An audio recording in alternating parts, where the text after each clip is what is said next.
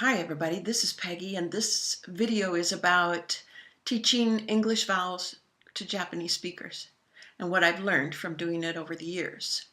So, Japanese vowels are 5 with single and double lengths in each sound. Each sound has a single and a double length. Very formal though. Exactly times 1, exactly times 2 length, right? American vowels are many. These are the ones that I use. There are about 12 that I like to use that are helpful to talk about. And each one is a single value, but the duration can be anything we want it to be. We can stretch it out from mat to mat, from meat to meat, right? Totally adjustable. Whereas this is extremely formal. Size 1, size 2 for each sound. So, one of the habits to break for Japanese speakers is this habit of making I and E the same, different durations of the same sound. So basically they substitute this sound for both of these. Well, these 3 sounds are internal, central, relaxed vowels in English that require very little tension and construction. So my method is to begin with schwa, teach schwa first, and then try to find a place for I related to schwa. So if this is schwa, I would be above schwa. It's not going to be related to E at all.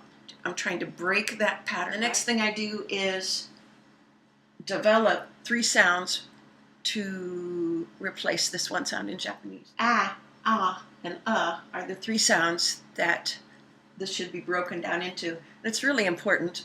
This sound is a stressed syllable sound, so we don't want it occurring in unstressed syllables, and that's what happens is unstressed syllables are developed too much. They're given an ah sound instead of a schwa sound, a short little nothing sound, just vocal cord vibration, right? Pure vocal cord vibration, no other articulations. And that's the first thing they have to know. One is that ah is a bigger cavity in English than in Japanese. Ah, and ah occur in stressed syllables. And it's stressed and unstressed versions. I only use one symbol for both of them. But can be stressed, but it's everywhere unstressed. I mean, almost any vowel can turn into a schwa if we relax it enough, because it's just vocal cord vibration, right? So, if you're working on vowels, separate I from E by tying it to schwa. Break out these 3 and help your students learn how to feel them and hear them and say them. And then the back vowels quickly. Oo sometimes need a little work, but not very often. Has to be relaxed, and I tie it to schwa also. There's a schwa at the end of it. It's how I teach it, and it seems to work pretty well. O is bigger than Japanese O because we start with a bigger cavity. For both A and O, lower your jaw down first, then articulate, so that you start out with a bigger space to do the sound in. So I hope that gives you a little bit of an insight into how I talk to my students and teach about vowels. Well, that's a quick tour around the inside of our mouths, and I hope it was helpful for you.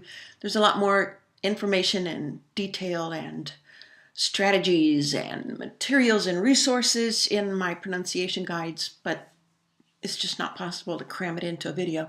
So look for it there, and I hope it helped. Bye.